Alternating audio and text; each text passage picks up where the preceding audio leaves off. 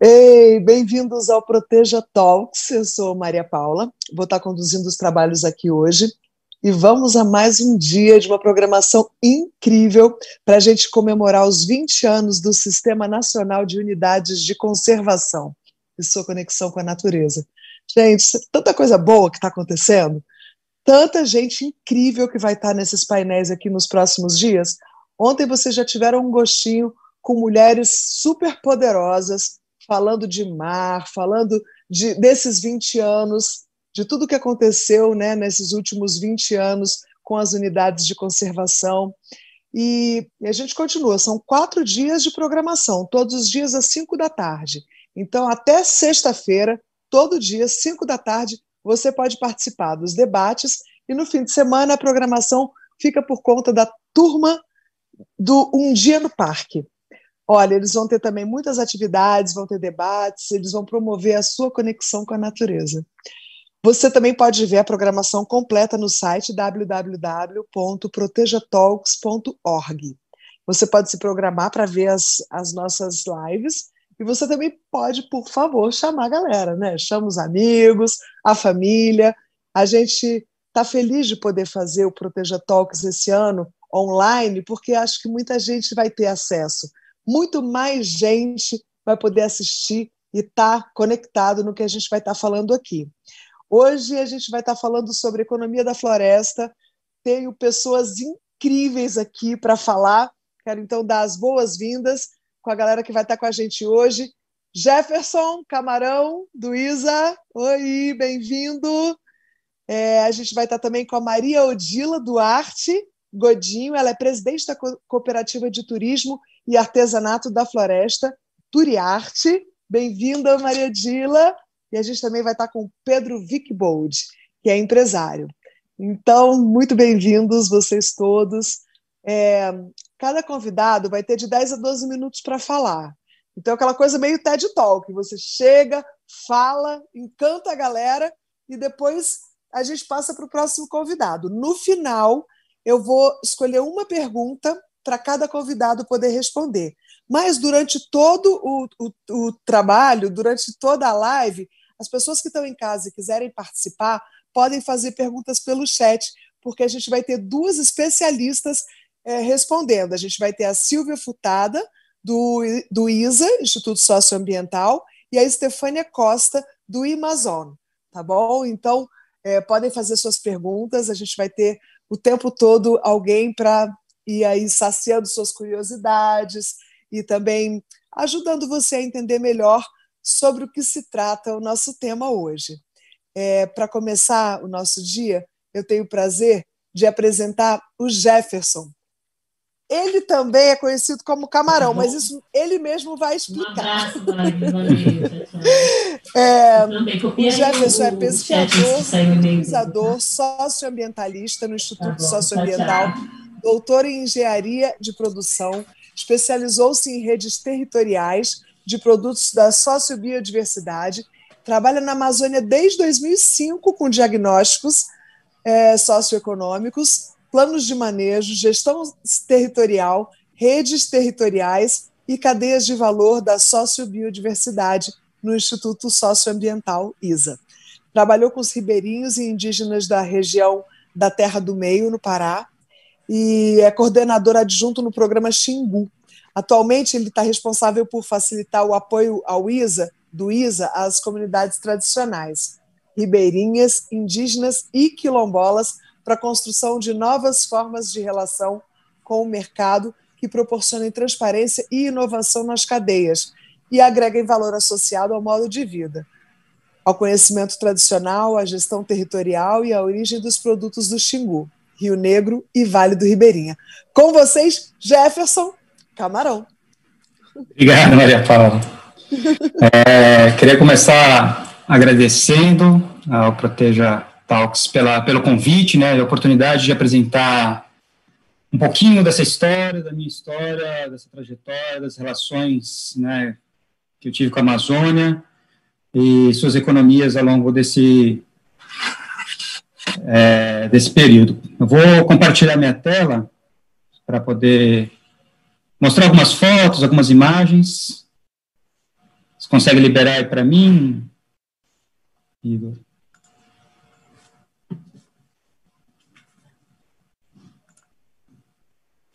Muito bem. Então, vamos lá.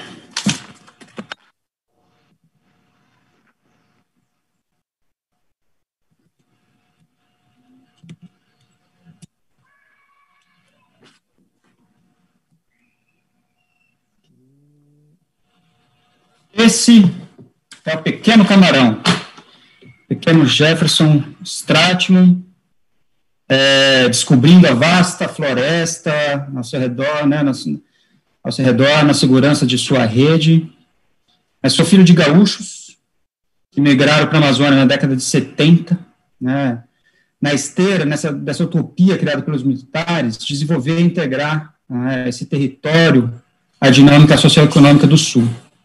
O projeto Jari, né, que foi onde eu nasci, na divisa do Pará com o Amapá, foi um dos grandes empreendimentos instalados na Amazônia, que buscou reproduzir modelos econômicos de outras regiões e fracassou. Mas explorou, né, e suprimiu florestas, pessoas e territórios, gerando ali uma das maiores favelas de palafitas do mundo.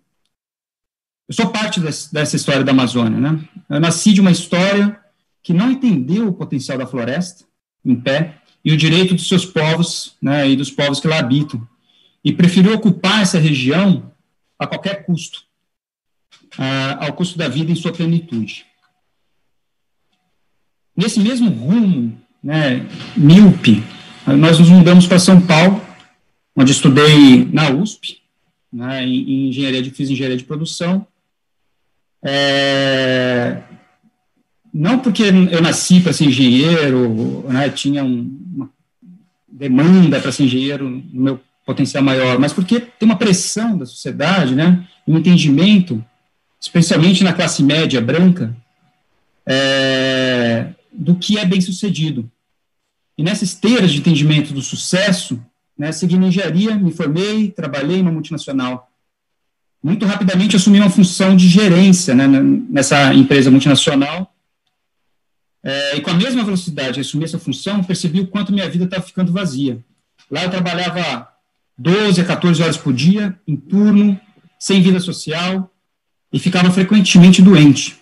Não tinha mais tempo para as atividades que me traziam vida, e nos impactos dessa vida, percebi quantas pessoas seguiram a sua rotina naquela empresa sem questionar, sem se reposicionar, não porque gostavam, né, porque haviam perdido a liberdade de escolha e seus caminhos estavam presas, né, de fato, num ciclo, num padrão, e não conseguiam se libertar disso. Ali eu percebi, né, que eu não devia ser cativo, né, mas não percebi isso sozinho. Essa percepção veio através das vivências que eu tive na Amazônia e nas vivências que eu tive na capoeira. Para trazer a importância da capoeira para a minha vida, né, esse ano são 25 anos de capoeira. Meu apelido, né, meu nome, Camarão, vem da capoeira. Me casei na capoeira e tenho 2 filhos na arte da capoeiragem.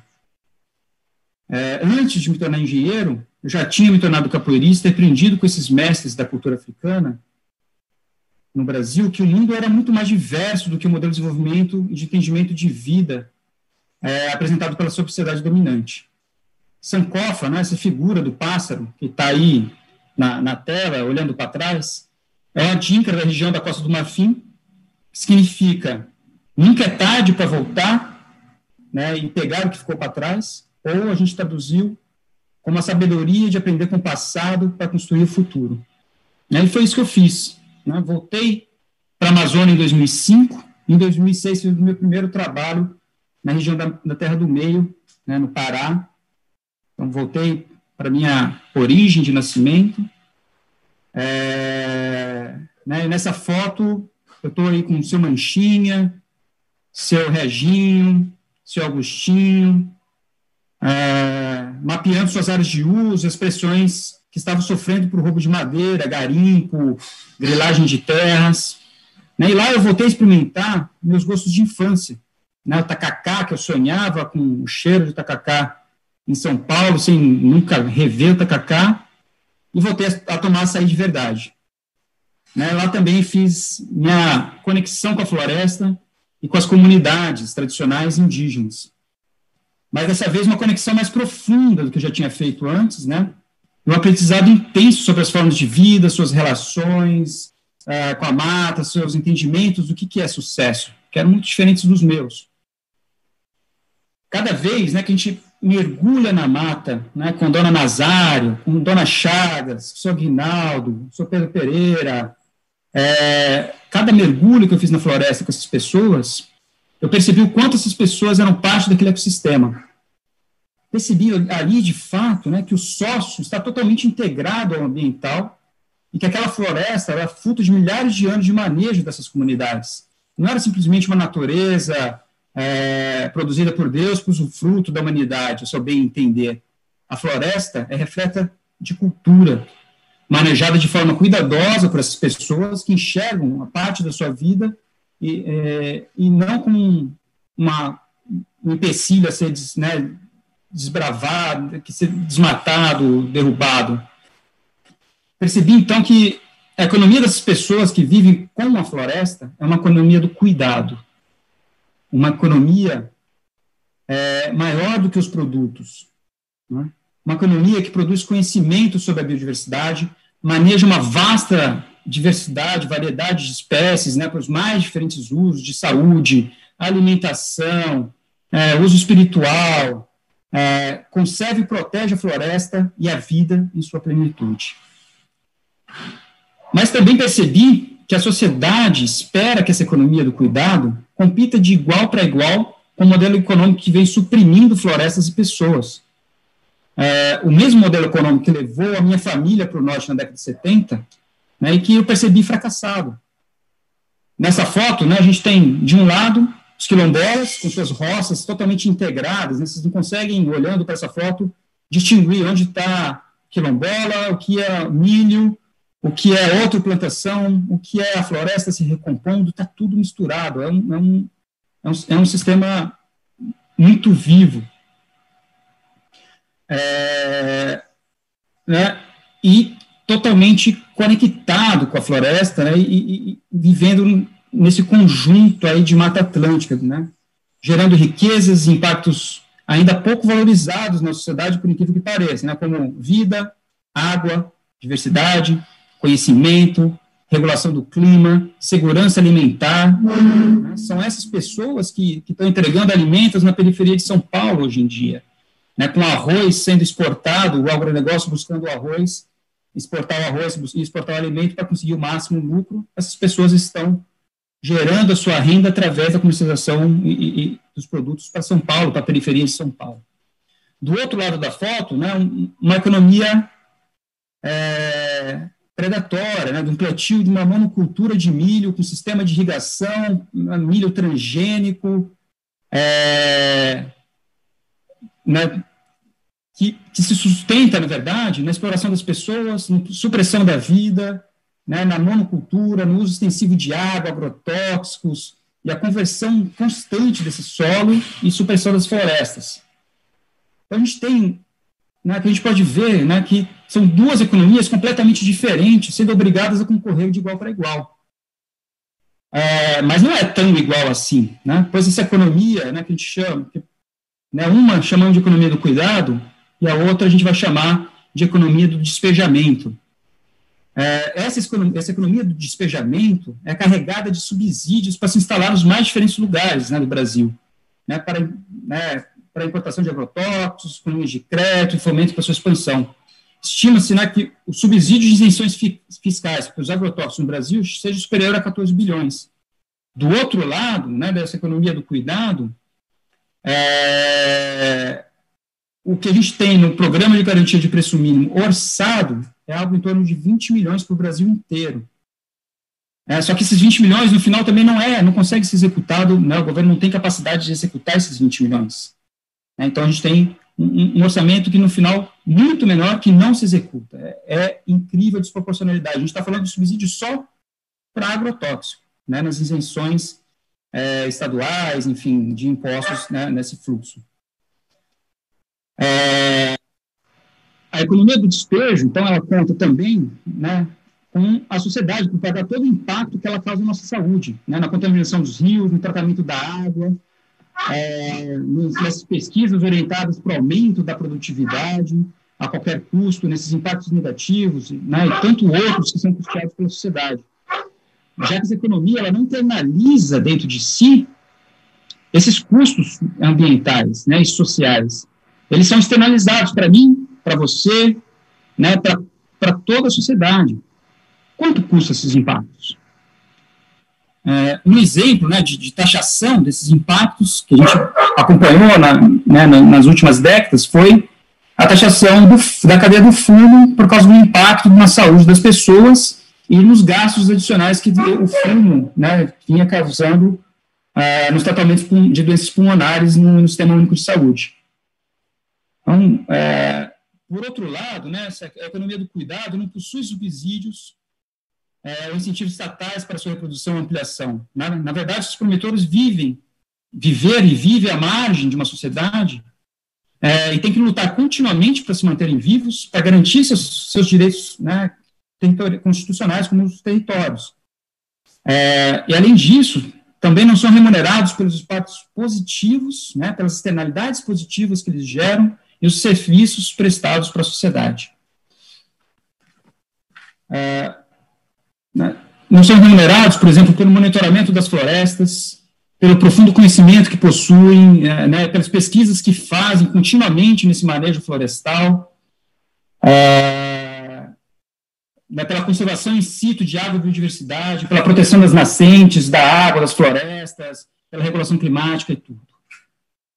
Nessa disputa desigual dos modelos econômicos, né, que a gente enxerga, né, e promove, no final, como sociedade, a conversão gradual da floresta, como a gente vê nesse mapa, né, para a produção de insumos altamente subsidiados para a sociedade, que já está pagando a conta e deve pagar ainda mais caro no futuro, se a gente não mudar essa tendência, né? Então, se a gente olhar essa pequena animação, que a gente vai ver que na expansão da fronteira agrícola, apenas as áreas protegidas, né, territórios indígenas, unidades de conservação, territórios quilombolas, estão ficando de pé. E ainda ficando de pé sobre alta pressão. Então, essas áreas verdes que ficam aqui são territórios indígenas que estão remanescendo. Então, o que a gente entende, né, é que temos que utilizar esse conceito do Sankofa, né, em nossa sociedade e ter essa sabedoria de olhar para o passado, né, para essas comunidades, né, para construir esse futuro, de voltar e pegar o que ficou para trás, né, nesse entendimento dessas comunidades de bem viver. Essa reconstrução passa pelo entendimento que as economias da floresta são muito mais amplas do que uma economia agroextrativista, de produção de insumos e de matéria-prima. Temos que entender e criar mecanismos que valorizem essa economia como de fato ela é. Uma economia do conhecimento, né, e uma economia dos serviços, que deve ser remunerada e promovida por isso, para além da simples comercialização de matéria-prima. Com esse paradigma em mente, devemos estruturar novos contratos comerciais com o setor privado, estruturar fundos que garantam o balanço de força nos interesses socioambientais, e a estruturação de políticas que regulem essa disfunção mercadológica, né, que subsidia quem destrói e penaliza e oprime quem protege. Né, e hoje em dia isso está ainda mais forte. Então, o que a gente percebe é que não existe uma bala de prata, né, nem uma solução pronta. Né, somente processos colaborativos, em rede, entre comunidades, organizações da sociedade civil, o setor privado e o governo, né, poderão buscar novos caminhos e paradigmas para uma nova economia da floresta, baseada em toda a sua potencialidade, conhecimentos e serviços para o planeta. Então, muito obrigado, e é isso. Nossa, obrigada a você. Ai, Camarão. Realmente muito, muito poderosa a sua fala. E ficou aqui doendo no meu coração pensar que a gente está deixando essa economia predatória continuar e atropelar a economia do cuidado. Né? Quando você fala subsidia quem destrói e penaliza, criminaliza quem protege. Caramba, isso realmente precisa ser transformado. É bom que a gente está fazendo esse Proteja Talks agora aberto para mais gente, mesmo para pessoas que não estão muito inseridas nesse mundo do ambientalismo, porque são pessoas que não têm noção disso que está acontecendo. Imagina só você ter isenção fiscal, subsidiar agrotóxico e taxar e dificultar a vida do pequeno produtor que está ali protegendo. Realmente muito, muito boa a sua fala, muito boa, não só para quem já conhece seu trabalho, para quem já sabe do que se trata, mas principalmente para a pessoa que está, sabe, chegando agora e querendo entender qual é a regra do jogo, e você mostrou com muita clareza. Agora, a pergunta que não quer calar: o que é açaí de verdade que você fica querendo tomar? O açaí que a gente toma não é de verdade? Um pouquinho misturado, né? O açaí de verdade é aquele que tem no norte. Dona Maria Odila deve tomar bastante esse açaí de verdade. Eu sinto uma falta danada. Esse açaí sem xarope, ele não é sem misturado com xarope de guaraná. Ai, vamos ver se a dona Maria Odila confirma. Obrigada, tá, Jefferson? Foi muito bonita a sua fala. Muito obrigada mesmo. E agora a gente vai continuar assim nesse alto nível maravilhoso, porque a gente tem uma mulher muito, muito poderosa e maravilhosa aqui com a gente hoje para falar. Maria Odila Duarte Godinho é uma pessoa extremamente influente. Ela reside na reserva extrativista Tapajós Arapiuns. Ela é agricultora familiar, trabalha com turismo de base comunitária em Ananquê, que é a comunidade dela. Com vocês, Maria Odila. Boa tarde. Sou Maria Odila Duarte Godinho, da comunidade de Anã, no Rio Arapiuns, na reserva extrativista Tapajós Arapiuns. Eu posso falar assim, um companheiro que estava falando aí, poxa vida, que maravilha, ele conhece os nossos problemas realmente. Ele sabe deles, dos problemas. Eu moro dentro de uma unidade de conservação, onde são 74 comunidades, num meio de 676 mil hectares. O verde que temos lá foi conquistado com muita luta, tem perseguição por causa deste verde. Mas a gente está falando o que a floresta contribui para a nossa vida, para a melhoria. Eu trabalho com mulheres. Eu trabalho na comunidade, eu sou coordenadora de um projeto de criação de tambaqui, peixe amazônico, em tanque-redes dentro do lago. Esse projeto é trabalhado por nós mesmos, pelas mulheres. Precisamos dos maridos de quem tem, para alguns trabalhos meio pesados. Nós fazemos a ração para o nosso peixe, com os produtos da floresta, com as frutas da floresta. Conforme ela produz, a gente transforma ela em ração para o nosso peixe. Ainda também, eu convivo com mais mulheres de mais 11 comunidades que compõem a Cooperativa de Turismo Artesanato da Floresta. Um trabalho que foi feito, que nós lutamos para criar a cooperativa em 2015, para poder valorizar o trabalho das mulheres, que não era tão valorizado, porque precisávamos de algumas coisas para vender os produtos delas. Precisávamos pagar, por exemplo, imposto para a prefeitura, para pegar nota fiscal. Isso diminuía o pagamento delas. Aí fomos procurar um meio para que tudo fosse justo para elas que são as artesãs, são mães de famílias, são agricultoras. Aí criamos a Turiarte.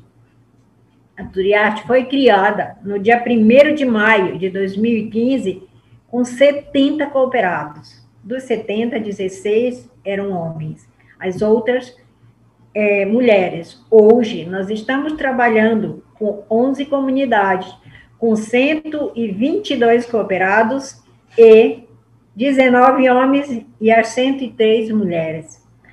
Eu trabalho dentro da floresta, eu vivo dentro da floresta, nasci em Anã. Eu era uma moça, uma mulher, uma menina muito curiosa. Eu queria saber o que existia além de Anã. Em 71, resolvi sair de Anã. Fui para São Paulo. Voltei em 99. De convivência com São Paulo, de viver São Paulo, de trabalhar em São Paulo, foi que eu enxerguei a realidade da Amazônia. Foi que eu enxerguei a riqueza do Arapiuns. Foi que eu enxerguei a riqueza da nossa mata, da nossa floresta. Ela de pé, claro. Dentro da unidade, nós podemos fazer 2 hectares ano de roçado para fazer os nossos plantios. Que são, a lei federal diz que são 8 tarefas. O trabalho dentro da floresta, o trabalho dentro da Amazônia, nesse pedacinho aqui, que eu conheço, nessa parte de cá, o trabalho nosso é muito importante. A luta nossa é muito importante.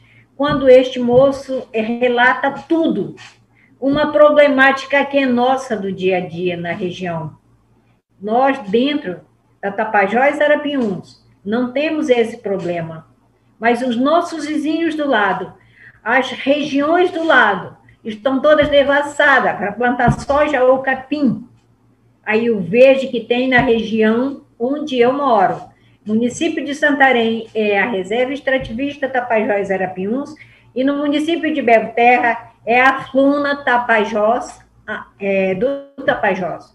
São as áreas verdes que nós temos aqui na nossa região, que elas ainda estão trabalhando com a gente. Eu digo que a floresta trabalha conosco e nós trabalhamos com ela, porque ela nos dá a castanha, ela nos dá a andiroba, ela nos dá o cumaru, ela nos dá o taperebá para comer, ela dá o curuá para comer, ela dá o uxi para comer, ela dá o açaí para a gente tomar de verdade, apanhando o cacho, fazendo o vinho dele, para a gente tomar, realmente. Não tem xarope, viu?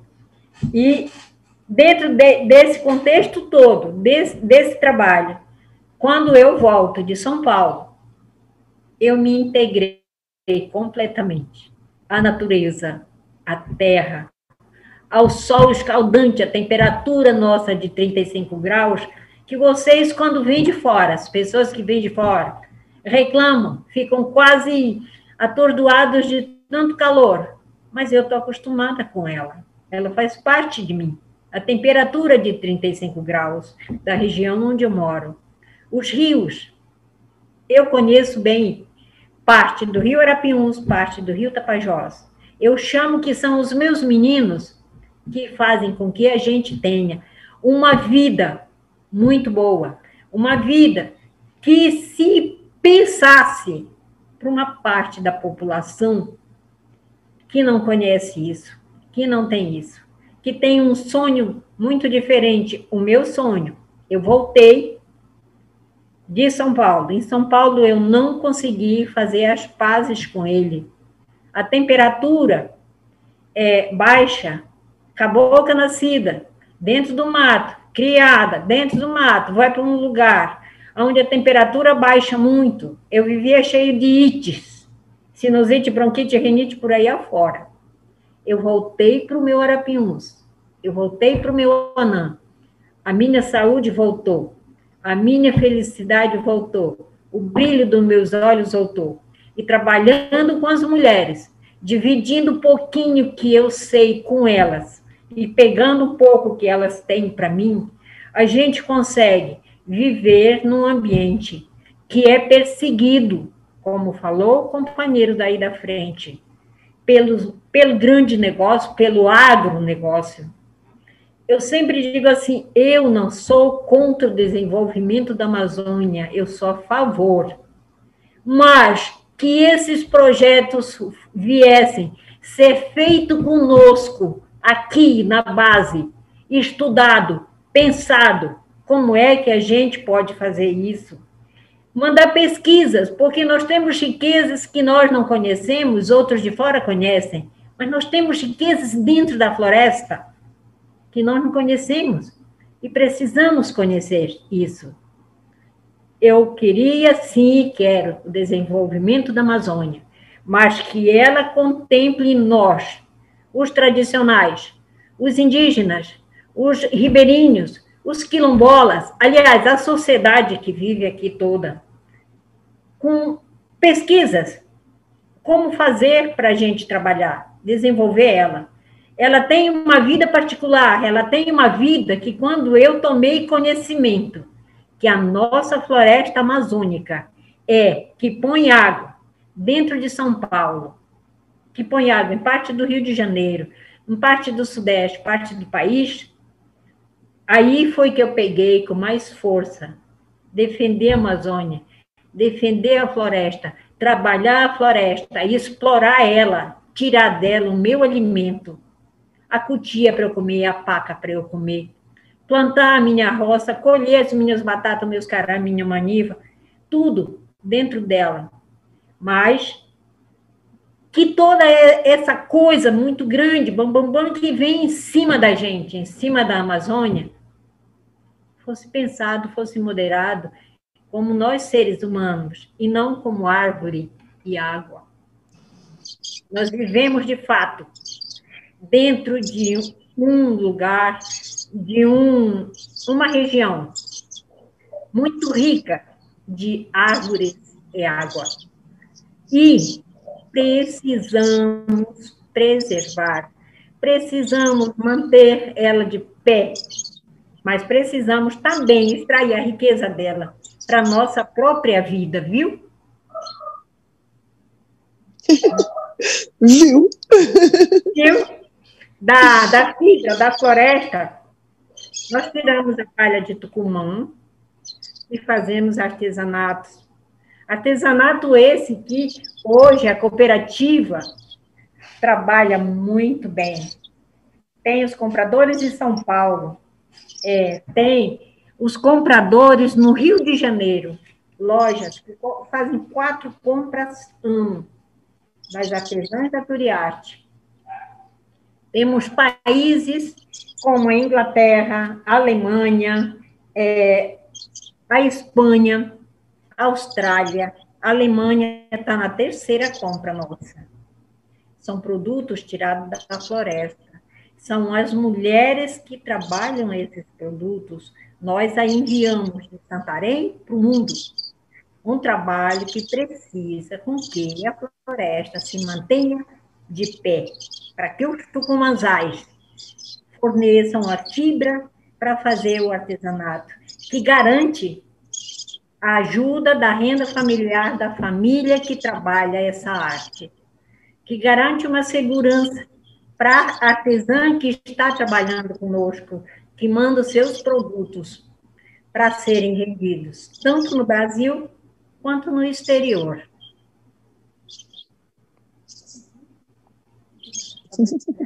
Obrigada.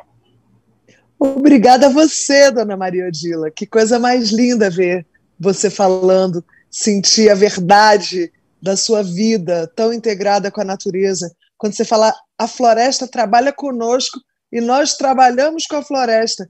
É isso, é uma coisa muito linda. E outra coisa, quando você fala, temos riquezas que nós não conhecemos, precisamos preservar a floresta para a gente conhecer as riquezas, vocês também fazem riquezas que são extremamente valorizadas. Isso que você mostrou, essas cestas, gente, isso é arte. Essas joias que vocês fazem são muito mais lindas que as joias de ouro, de diamante que a gente vê por aí. Eu fico muito feliz de ver que o mundo está abrindo os olhos para apreciar a beleza da arte que vocês estão produzindo com o material da Amazônia. E é claro que para ter de Santarém para o mundo, precisamos realmente preservar os tucumãzais, precisamos preservar, queremos a floresta em pé. Isso mesmo, muito obrigada, a sua fala foi muito linda. Eu te agradeço demais e que coisa mais linda também, você faz a ração para os peixes que você cria e seus peixes são bem alimentados de frutas, de castanhas que vocês colhem para produzir a ração para os tambaquis de vocês. Isso é luxo. Isso é luxo.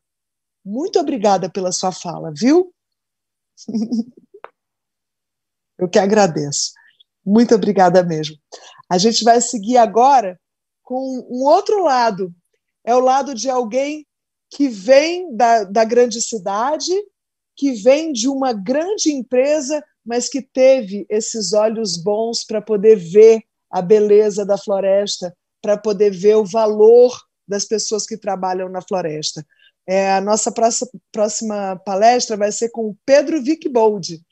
Wickbold mesmo, do nome, do pão Wickbold gostoso que a gente come, que vem com as castanhas, pois o Pedro viajou, abriu a cabeça e quando ele voltou, ele transformou o negócio da família dele. Ele começou a atuar nas empresas construindo uma abordagem diferente. Ele fez um projeto dentro da empresa da família dele chamado Origens Brasil. E aí ele começou a fazer as compras das castanhas do Brasil diretamente das comunidades ribeirinhas. Então ele foi diretamente nos indígenas, nos quilombolas, nas pessoas que moram nas regiões amazônicas e começou a estabelecer uma relação justa, uma relação mais sustentável com os povos tradicionais e da floresta. E aí ele está trazendo riquezas para essas pessoas, mais de 2 milhões nas mãos das famílias extrativistas nos últimos 2 anos. Ou seja, a economia do cuidado já existe, a gente já pode mostrar ela para o mundo. E é com muito orgulho que eu então deixo vocês com Pedro Wickbold. Muito obrigado, Maria Paula. Muito obrigado pelo convite aí para falar um pouquinho do meu relato com a Amazônia. Eu gosto de falar que sempre que eu sou convidado para falar alguma coisa sobre a Amazônia, eu aprendo muito mais do que qualquer outra coisa, né? As falas do Jefferson e da dona Maria Odila aí são ensinamentos incríveis para quem é da cidade. Eu sou hoje presidente da Wickbold, a empresa de 82 anos, uma empresa de pães, biscoitos e bolos. A gente atua praticamente em todo o Brasil.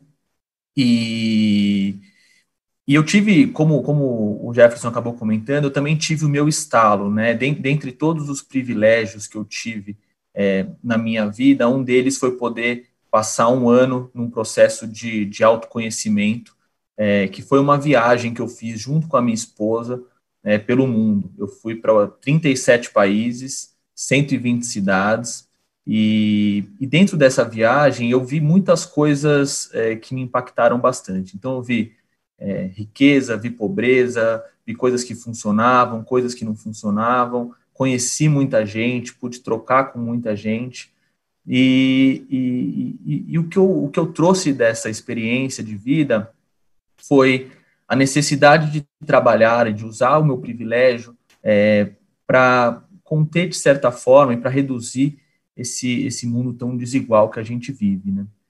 E aí eu voltei para a empresa da minha família com essa missão.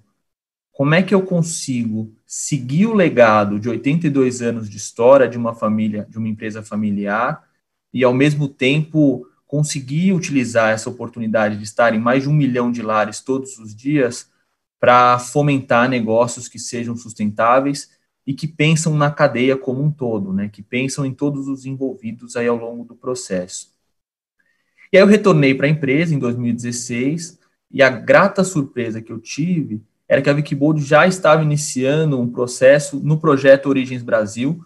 O projeto não é um projeto da Wickbold, é um projeto do Imaflora, junto com o Instituto Socioambiental, que ele consiste basicamente na compra de produtos da floresta diretamente das famílias extrativistas, né, dos indígenas, dos quilombolas e dos ribeirinhos, com a redução de intermediários. Então, o mais legal dessa cadeia toda é que as ONGs estruturaram cadeias de valor dentro da floresta, né, cadeias de abastecimento, e se tornou possível a compra desses insumos diretamente das associações. E o mais legal disso tudo é que a gente acaba deixando a maior parte do valor da compra desses produtos não na mão de atravessadores, mas nas mãos aí das pessoas que realmente são responsáveis pelo árduo trabalho de ir para o meio da floresta e extrair, né, esses produtos que a natureza nos dá. Então, eu fiquei muito encantado com isso e como um viajante nato, né, a minha primeira reação, e aí é um ponto de reflexão, eu tinha ido para 37 países, mas nunca tinha visitado a Amazônia, né, eu imediatamente me coloquei à disposição para conhecer mais esse projeto, né, como é que eu me aprofundo, como é que eu conheço as pessoas que estão ali fazendo toda essa extração. E aí eu tive a oportunidade de ir 2 vezes para a Amazônia. Passei 7 dias em uma experiência e 7 dias em outra. Fui junto com o pessoal do ISA, com o Marcelo Salazar, e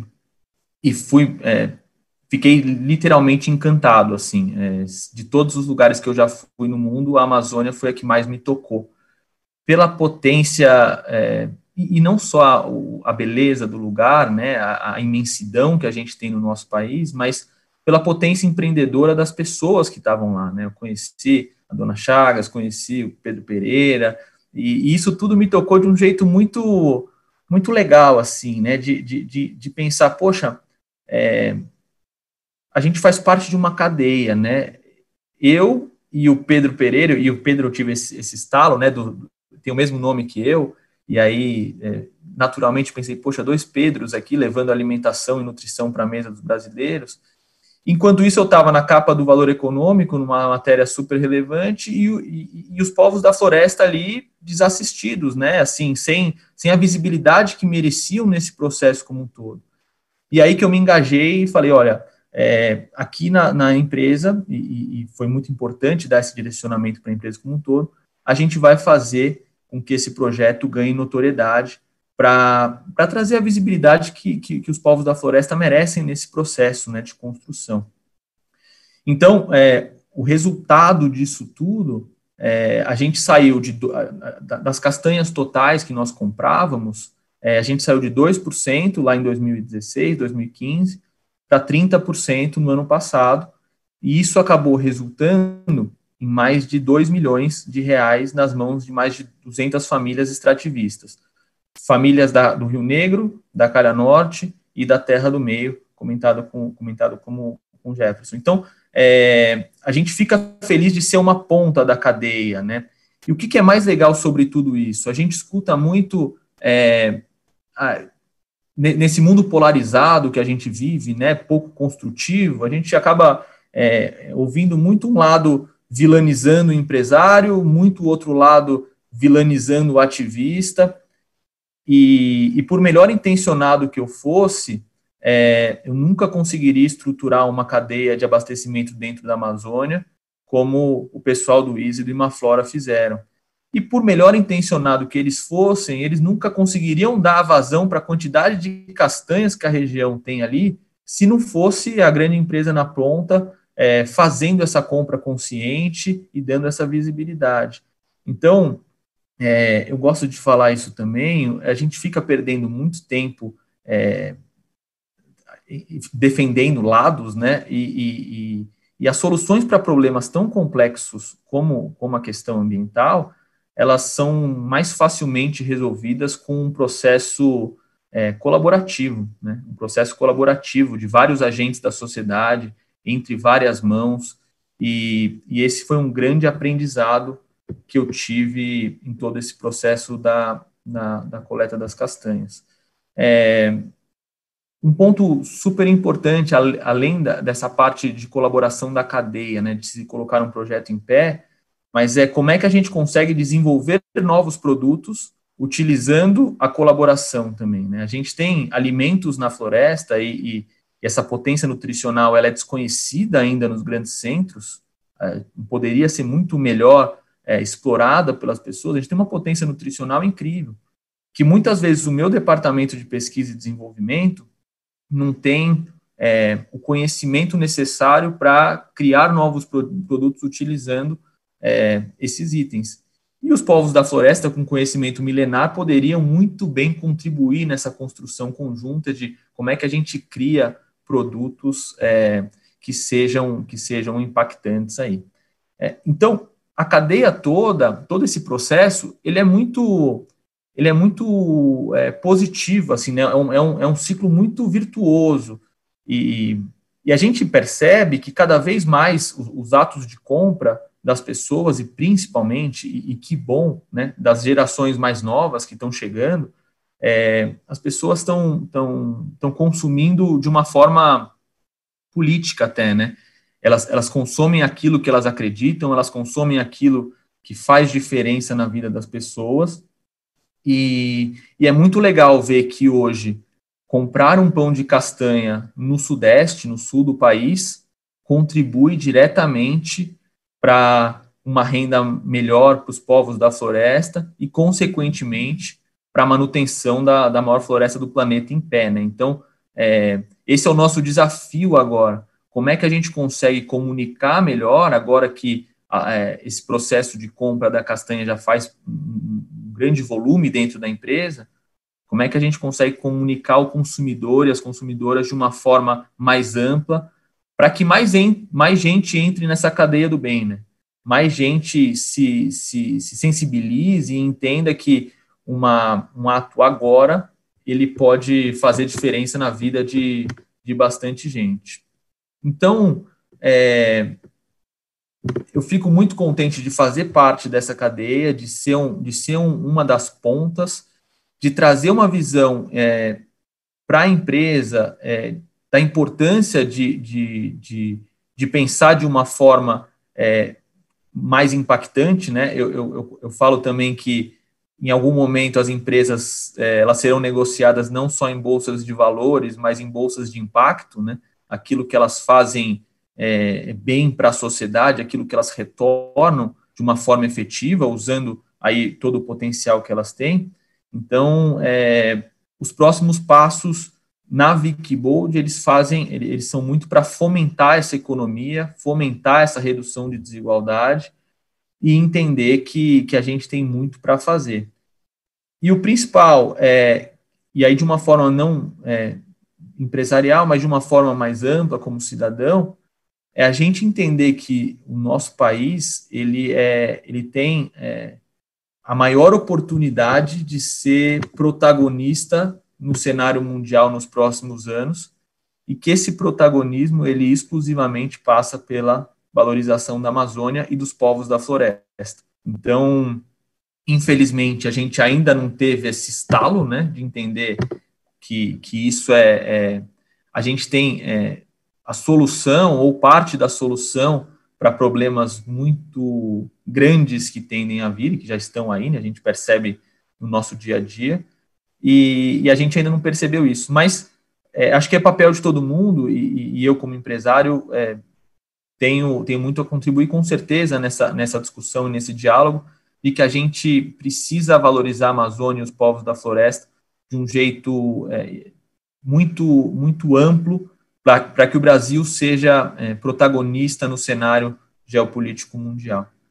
Então, queria mais uma vez agradecer, estou à disposição para responder as perguntas, e fico muito feliz com o convite, poder dar um pouco do relato, e seguimos em frente aí. A gente que agradece, Pedro.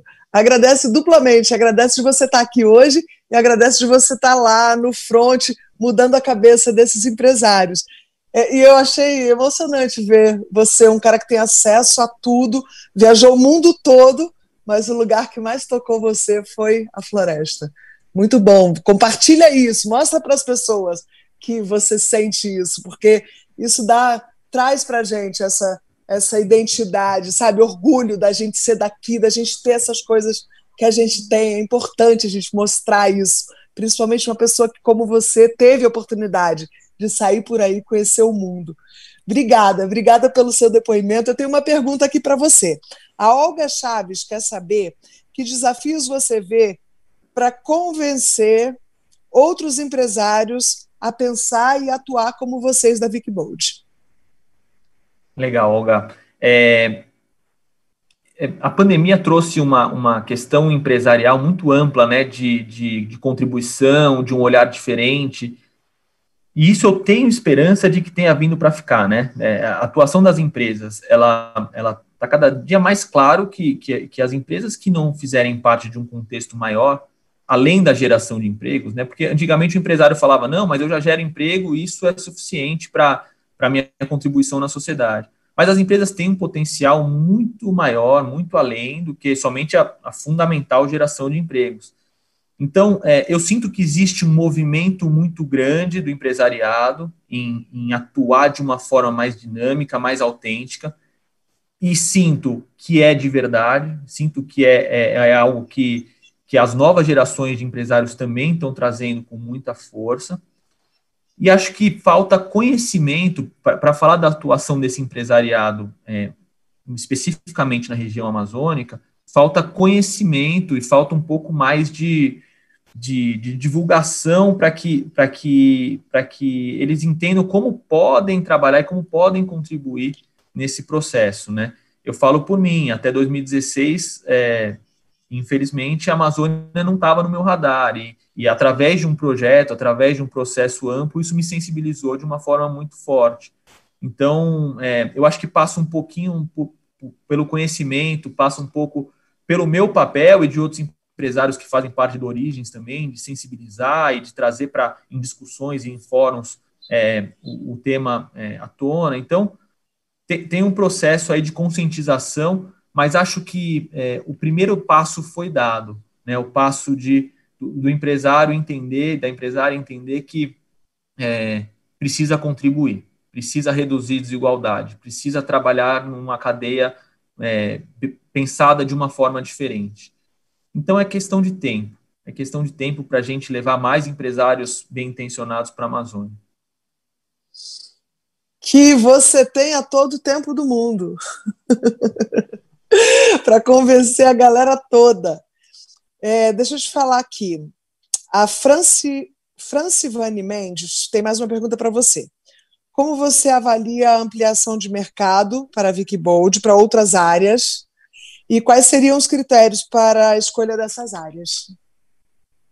Legal, Francivane. A gente faz a escolha dessas áreas de uma forma também colaborativa, né, com a contribuição das ONGs, pelo entendimento de quais regiões estão melhor estabelecidas e mais estruturadas por essas cadeias, para que a gente possa fazer as compras. Então, a gente começou o trabalho na Terra do Meio e depois expandiu para a Calha Norte e para o Rio Negro. Então, passa por uma parte técnica e uma parte de avaliação colaborativa entre empresas e ONGs para que novas áreas aí sejam colocadas no radar. Então, eu não sei te responder exatamente quais são esses critérios e como eles funcionam, mas a gente está olhando e a gente tem buscado desenvolver sempre que possível novas áreas nas regiões amazônicas para aumentar a nossa compra aí de castanhas. Você está no mudo, Maria. Obrigada. Obrigada duplamente de novo, agora. Pelo que você disse, por ter me ajudado aqui a sacar que eu estava no mute. Uma pergunta agora para a dona Maria Odília, também da Francivane Mendes. Ela quer saber os principais desafios que a Turiarte está enfrentando. Dona Maria Odília? Oi. Os nossos desafios, eles são muitos. Nós somos uma cooperativa nova, trabalhamos também, não é só artesanato, com turismo de base comunitária. Na parte da cestaria, os maiores desafios são a gente achar o comprador que valorize, que saiba valorizar a arte, o trabalho. Eles acham o nosso produto assim um pouquinho salgado, mas não é. É o preço justo pelo trabalho das pessoas. E os transportes, às vezes, fazem com que o nosso produto diminua a importância a artesã que está na comunidade, no ponto final. Um outro desafio nosso da cooperativa, aí é nosso mesmo aqui interno, o local, porque nós estamos cedidos dentro de uma ONG que começou a atividade, depois chamou as comunidades e entregou, que é o Saúde e Alegria, que atua aqui na região. Nós estamos dentro do Saúde e Alegria, dentro de uma sala toda equipada, com internet, com energia, com tudo. Mas não é nosso. Então, um desafio grande que nós temos, que pensamos, quando o moço lá fala da pandemia, nesse tempo que nós ficamos parados, foi um momento de reflexão para tudo. O turismo de base comunitária parou, zerou, as comunidades não teve mais pedidos de pacote, de nada.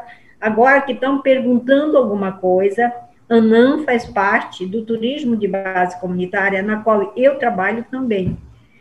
E aí é a Todi. Os nossos desafios também vêm que a necessidade nossa é de receber o produto da artesã. Isso é um sonho que a gente tem. Receber o produto da artesã e logo dar a contribuição dela sem ter que esperar vir o pagamento de fora, porque é assim que nós estamos atuando hoje. Vai a encomenda para o destino, aí depois, quando o comprador deposita tudo, aí que a gente vai fazer. E é um desafio nosso conseguir um meio de chegar o produto da artesã ou do artesão dentro da sede para ser enviado, e a gente já dá a parte que é dela. Isso realmente é desafiador. Eu tenho outra pergunta aqui para você, dona Maria Dila. É o seguinte, a Silvia está perguntando, o que a senhora diria hoje para as moças da reserva que acreditam que só na cidade elas poderiam alcançar prosperidade? O que você diria para essas moças? Essa é uma coisa... eu diria assim, elas alegam que vão para a cidade em busca de estudo, mas quase sempre não é isso que acontece. É uma triste realidade nossa ainda na região, eu não sei em outros lugares, porque eu convivo aqui mais. Quando elas saem para estudar, geralmente elas voltam com o diploma no braço, no colo ou na barriga. Ainda não acordaram que dentro de suas próprias comunidades tem como trabalhar e viver e se manter. É que tudo que é jogado na televisão, aqui na nossa região, onde tem 3, 4 famílias, lá já tem uma antena, tem uma televisão. Então, tudo que é jogado na televisão faz-se pensar que o bom viver, a vida, é estar na cidade. A parte que está no interior não é muito olhado. Não é mostrado que dentro da sua comunidade, dentro do seu meio, você pode encontrar trabalhos, pode encontrar ações que você possa viver na cidade. Então, eu sempre digo isso para os jovens. Eu converso muito com jovens. Essa semana fizemos um curso de gastronomia vegana e vegetariana na comunidade de Anã, e eu fiquei muito feliz, porque dos 22 participantes, 19 eram entre 19 e 16 anos. Eu fiquei muito feliz, porque é uma esperança que eles não venham engrossar a fila da cidade de desempregados, de pessoas que estão passando aperreado na vida. Que lá na comunidade, não é só em Anã, nas outras, tem como se fortalecer, tem como viver, basta parar, pensar, se planejar e trabalhar. Na cidade muito tem bem. ilusão, viu? Na cidade, para nós do interior, mora a ilusão. E quando você fala da televisão, né, me faz pensar, eu sou uma artista de TV, de cinema, de teatro, me faz pensar também que tipo de conteúdo que a gente está produzindo, né, trazendo essa ilusão para a cabeça de todo mundo. Muito obrigada por ter compartilhado com a gente essas palavras de sabedoria da senhora. Espera aí que daqui a pouco eu ainda vou pedir para cada um de vocês fazer as palavras finais. Agora eu tenho as 2 perguntas para o Camarão. Eu tinha falado no começo que ia ser uma pergunta só para cada um, mas é que vocês estão falando tão bem que a gente não está aguentando. Vamos então fazer 2 perguntas para cada. Camarão, então a Carol perguntou para você o seguinte: ouvimos frequentemente que temos que escolher entre desenvolvimento e conservação, ou um ou outro, né? Porque, pelo que você disse, não há conflito entre produção e conservação. Realmente há formas sustentáveis de crescimento? Você pode falar sobre isso, por favor, Camarão? Obrigado, Carol, pela pergunta, Maria Paula. Vários aprendizados aqui nessa mesa, né, como disse o Pedro. Muito legal. Dona Maria Odila, sensacional, suas falas. Existem 5 caminhos, né, não existe competição, né, nesses processos quando de fato não se existe respeito, né, não tem algo muito desequilibrado. Mas quando a gente olha para essa economia da floresta, né, então é uma economia que já se mantém em sua maioria, né, Dona Maria Odila trouxe isso de uma forma muito clara para a gente. A economia da floresta, ela já se mantém nas suas coisas básicas, né, na alimentação de qualidade, na água. Essa economia desse bem viver já está ali colocada. O que tem a mais, né, para esse modo de vida é a questão de melhoria de qualidade de vida, né? Então a parte monetária ela não vem como finalidade principal, ela é um complemento de tudo aquilo. Então ali, que nem a música, né, ali eu não pago aluguel, ali tem cavou uma água, um poço tem a água, tem o peixe, tem o alimento, tem o açaí.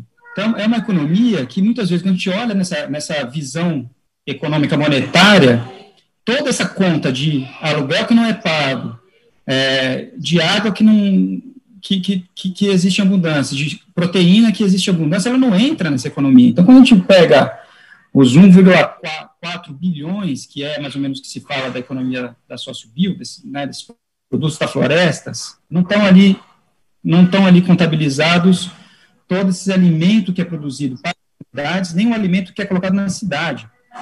Então, a boa parte da alimentação das cidades amazônicas vem dessas comunidades, né? O peixe, né, que está na mesa dos amazônicas, a farinha, uma boa parte da produção de toda essa diversidade dos sistemas agrícolas que estão integrados na floresta faz parte. A questão é como que a gente trabalha isso de uma forma que se valorize essa economia pelo que ela é, não porque se quer que ela seja. Então, o que ela é? Ela é uma economia que precisa ter acesso a políticas públicas adequadas, né, de saúde, de educação e uma geração de renda justa. Quando isso é contemplado, a gente vê uma dinâmica ao contrário, às vezes, do que a Dona Maria fala, jovens voltando da cidade para suas comunidades, porque a condição na comunidade está muito melhor, inclusive para gerar renda. Então, quando esse tripé, né, de assistência básica, de garantia de território e de uma renda justa, que ele não precise, né, que tenha um valor justo pelo trabalho existente, traz de volta as pessoas para esse bem viver. Né? Então, os jovens se colocam ali de volta. Então, de fato, não tem conflito. Né? Existe o conflito quando não se respeita os direitos. Aí está colocados os conflitos, né? Quando se quer, de fato, derrubar, né, ou expulsar as pessoas dos seus territórios, né? E muitas vezes não é nem para produzir, é simplesmente para uma especulação imobiliária, para ter outras formas de benefícios, que não é a produção em si. Não é a produção de alimentos, de fato. Né? Quando a gente olha para esses territórios, essas áreas que são desmatadas não estão gerando alimento, elas estão gerando especulação. Então, tem mais uma pergunta aqui para você ampliar aí essa visão. A Silvia pergunta, o que poderia acontecer para que um salto em escala na economia do cuidado acontecesse? Como é que você acha que pareceria a economia do cuidado em escala na floresta? Uma bela armadilha. O que é escala? Né? Para que é essa escala? Que escala é essa? Né? Quando a gente fala, e de que economia a gente está falando? Se a gente for falar de uma economia meramente de insumos e de produtos a serem, né, sair uma matéria-prima para uma indústria, e é essa economia, simplesmente essa que a gente está falando, quando a gente fala de escala, a gente corre o risco de colocar essa competição no mesmo grau de uma monocultura. Então, que escala que a gente está falando? Né? A gente tem que falar, quando a gente fala de escala, essa escala tem que contemplar esse modo de vida. Né? Se é uma escala que degrada o modo de vida, que faz com que a dona Maria Odila, os seus filhos se tornem proletários da floresta, né, que tem que derrubar a floresta para fazer uma monocultura, vai deixar de ser floresta. Então, a gente passa a deixar de ter a floresta, deixar de ter o conhecimento tradicional sobre a floresta e deixar de ter o modo de vida que protege a floresta. Né? Então, o que é essa escala? Ela não está necessariamente nesse volume, está também, né, no volume de bons negócios. Então, se a gente for falar de escala de bons negócios, né, como tantas, né, empresas como a Vico Bold vem buscando, né, trabalhar e está avançando nesse processo, aí eu concordo, essa é uma escala do bem. Né, então, uma escala de bons negócios, de bons resultados. E quando a gente fala de escala, então podemos falar também de escala de remuneração, de volume de recursos que entra. E não volume de recursos que entra. A gente tem outros caminhos, né? Hoje em dia a gente está num mundo onde a produção não é a maior parte dessa economia. A maior parte dessa economia está nos serviços. A maior parte dessa economia está dando conhecimento, né? Conhecimento científico. As maiores potências mundiais são potências que têm conhecimento científico, que têm um conhecimento agregado. E a gente tem serviços sendo fornecidos por essa floresta e tem conhecimento absurdo, como a dona Maria Odila disse, de coisas que nem eles sabem que é algo que tem utilidade para a humanidade ainda, mas pode ter. Então, se a gente não remunera essas pessoas por esses serviços e por esse conhecimento, né, e não precisa ser uma remuneração direta para a dona Maria Odila, pode ser uma remuneração para as associações, uma remuneração para a gestão dos seus territórios, uma remuneração para fazer com que a assistência social básica chegue nesses territórios, educação, saúde, isso é qualidade de vida, não precisa mais do que isso. Então, e esses serviços são, por exemplo, serviços ambientais, né? Então a chuva, a água que chega, que irriga a soja, a água que irriga o gado em São Paulo, o gado em Minas Gerais, é água que vem da Amazônia. Né? Já está cientificamente comprovado essa questão dos rios voadores. Se não tem mais floresta, não tem mais água. Se não tem mais água, a gente vai ter que passar a fazer uma transposição do rio Amazonas para o sul do país. Imagina que absurdo. Qual que é o custo disso? Né? Então, como é que a gente valoriza esses lugares por esses serviços? E aí também não adianta a gente achar que o consumidor final, que só o setor privado vai pagar por essa conta, né? Que é o que a Ana Maria Odila fala, o pessoal acha salgado o preço do meu artesanato. E olha que eu garanto que não está todos os custos, está salgado, mas ainda não cobre todos os custos de produção da Dona Maria Odila.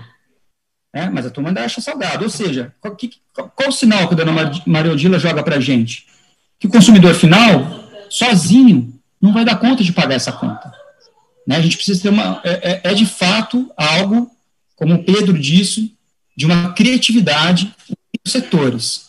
Né? Como é que a gente vai mudar o paradigma do setor privado, mudar esse entendimento de governo, né, que muitas vezes serve a um setor privado que está em outro paradigma, né, é um paradigma do desenvolvimento a qualquer custo, né, e não é o desenvolvimento a qualquer custo que a gente precisa. Né, isso passa por nossas decisões pessoais, né, essa decisão, eu vou trabalhar 14 horas por dia para ter dinheiro para quê? Então, passa desde essas decisões pessoais, a sua escolha de compra, mas também com uma clareza muito importante disso. Não é o cliente final que vai pagar essa conta toda. Tem um outro entendimento muito importante, que é as associações comunitárias não são negócios, grandes empreendimentos. Elas são prestadoras de serviços sociais também. A maior função de uma associação não é comercializar castanha para Vicky Bold. A maior função de uma associação é fazer a gestão do território, garantir os direitos e o acesso à assistência social básica dessas comunidades, né, o direito do território. O serviço que essa associação presta de apoiar a comercialização é mais um, super importante, mas que traz a questão monetária para as famílias, que é uma questão importante também nos dias de hoje. né, para ter acesso aos itens que não são produzidos na própria comunidade. Né, a pandemia veio uma coisa muito forte de que as comunidades precisam olhar com muito cuidado para essa sua autonomia da sua produção, e garantir essa autonomia e só depender das relações de fora do que é necessário. E aí você tem uma relação, você tem possíveis relações entre cidade, possíveis relações entre a floresta, né, entre o reconhecimento desses serviços e a valorização desses serviços, que não passa só pelo consumidor final, não passa só pelo setor privado, mas passa pela comunidade internacional, passa pelo governo, né, e pelas políticas públicas que vão regular essa disfunção econômica que existe. É uma disfunção, né, que nos leva a escolhas de destruição ao invés de escolhas de vida. Né? Eu escolho a vida. Eu também.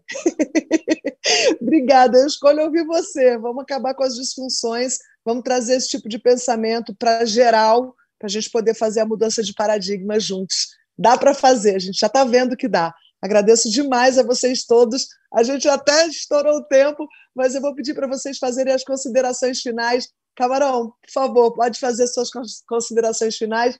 Depois eu vou chamar o Pedro, a dona doutora Maria Odila, que é doutora, sim, senhor. E é isso, com você, Camarão. Doutora Maria Odila, é exatamente isso. Né? Minha consideração final é essa, Maria Paula. Né? A doutora Maria Odila, o Pedro Pereira de Castro, Dora Chagas, seu Aguinaldo, seu Reginho, tem muito o que nos ensinar.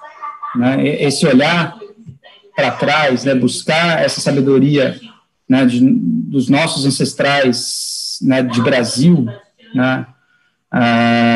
É fundamental para a gente poder olhar para frente como nação e ter, de fato, um país que tem um diferencial comparativo com os outros. Já existe esse diferencial, mas ele não sabe utilizar e cada vez mais está perdendo a mão desse diferencial comparativo com relação aos outros e também um diferencial de serviços né, e conhecimento que pode levar o Brasil, o mundo inteiro para outro lugar. É isso. Muito obrigado pela oportunidade. Obrigada a você, isso mesmo. 2022 a gente faz 200 anos de independência, né? Vamos ver se a gente descoloniza finalmente. Obrigada, tá, Camarão? Pedro Vickbold, eu vou pedir para você fazer suas considerações finais. Legal.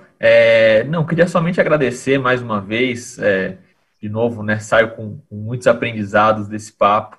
É uma honra dividir a mesa com o Jefferson, com a doutora Maria Odila. A gente vai aprendendo e vai contribuindo. Eu acho que o mais legal é assim, construir esse novo momento, né? Construir isso tudo em conjunto com vários agentes e entender que não existe uma única verdade absoluta, né? Existem caminhos, existem diálogos, existem algumas construções e todas elas passam pela valorização dos povos da floresta. A gente não pode falar de Amazônia sem falar dos que habitam ali.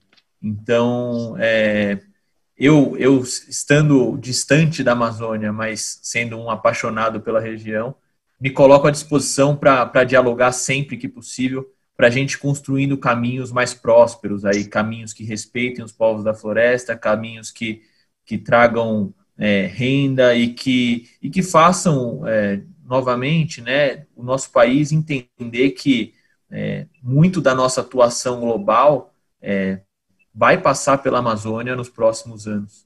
E esse é um grande diferencial do nosso país. Né? A gente precisa entender que isso é muito relevante para o nosso crescimento e para a nossa importância no cenário global. Então, mais uma vez, obrigado pelo convite e estou à disposição para sempre trocar com vocês. Obrigada, Pedro. Obrigada demais. Agora eu vou passar a palavra à doutora Maria Odila e que as meninas da reserva possam ter a consciência, né, de que colar junto na Maria Odila é muito mais que mestrado, doutorado, é conhecimento de verdade, é sabedoria. Pode fazer suas considerações finais, Maria Odila, sua linda. Obrigada. Eu já disse, sou uma cabocla, nascida no meio do mato, que anda descalço até 5 anos, mas isso só me fez crescer na vida, com alegria, com tudo. Eu fico muito feliz e agradeço profundamente pela oportunidade de falar um pouquinho daquilo que nós fazemos dentro da Amazônia, daquilo que nós trabalhamos dentro da floresta, daquilo que necessitamos, falar que necessitamos dela de pé. É água que vai para o nosso país, para o Sudeste, é a nossa própria beleza, alimentação, riqueza lá dentro, com os nossos peixes, tudo que ela nos fornece. E, assim, eu agradeço a oportunidade e digo para vocês, nos ajudem. A maior parte do tempo do agronegócio pensa que nós somos água, floresta e animais. Não. Vivemos milhares de pessoas debaixo da floresta que necessitamos dela em pé. Necessitamos que ela nos alimente, que ela nos sustente, a alma, inclusive, pela felicidade que ela nos proporciona. Mais uma vez, obrigado. Eu não sou doutora, eu estou aqui rindo, porque realmente não achei assim, mas muito obrigada. Eu falei de vocês o que eu vivo, o que eu faço. Trabalhar com as mulheres do artesanato, trabalhar com criação de peixe no tanque rede, trabalhar com turismo de base comunitária, que é uma troca infinita sua, daqui, que você traz, que eu aprendo. E com certeza você também aprende comigo. Venham vocês ficar mais próximo, viu? A senhora que é uma artista, conhecer um pedaço da Amazônia. Tá sim, bom? Sim. E quando a gente... Muito obrigada. Eu que agradeço, eu que agradeço. Quando a gente fala, te chama de doutora, a gente não está brincando, é porque a gente reconhece o valor da sua experiência. A gente sabe o quanto isso tem para ensinar, por isso que a gente fala. E a gente quer trazer esse entendimento para muito mais gente. Para isso serve o Proteja Talks. É para isso que a gente está aqui, para que outras pessoas que estão na cidade e que ainda não caiu a ficha, assim que elas ouvirem o que você tem a dizer, as fichas vão cair, a transformação vai acontecer. Obrigada, obrigada a todos que participaram. Obrigada a quem entrou no chat, fez as perguntas. Obrigada para você que está em casa. Lembrando que amanhã tem mais. Amanhã, às 17 horas, 5 da tarde, a gente te espera para falar sobre RPPNs, o olhar privado para a conservação. Pode convidar seus amigos, entra no site www.protejatalks.org e se inscreve para amanhã. E daqui a pouquinho, no YouTube do IPAM Amazônia, você já vai poder ter acesso à gravação dessa bela tarde que a gente teve hoje. Muito obrigada, um beijo enorme e até amanhã.